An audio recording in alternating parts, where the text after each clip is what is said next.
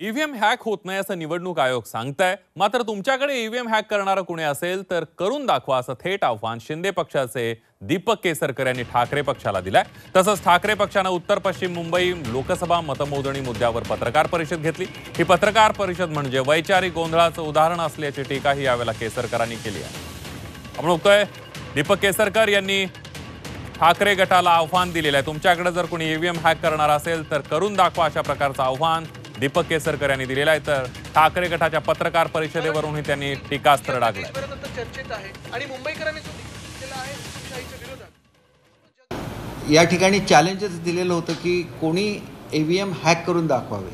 यांच्याकडे जर अशी टेक्नॉलॉजी होती तर त्यांनी इलेक्शन कमिशनकडे जाऊन त्यांचं एकही ईव्हीएम हॅक करून दाखवावं. म्हणजे आम्ही जिंकलो तर तो ईव्हीएमचा दोष आणि ते जिंकले तर मग ईव्हीएम चांगलं. हे जे काय त्यांचं एक स्वतःचं समीकरण आहे, या समीकरणातून कधीतरी बाहेर पडण्याची आवश्यकता आहे.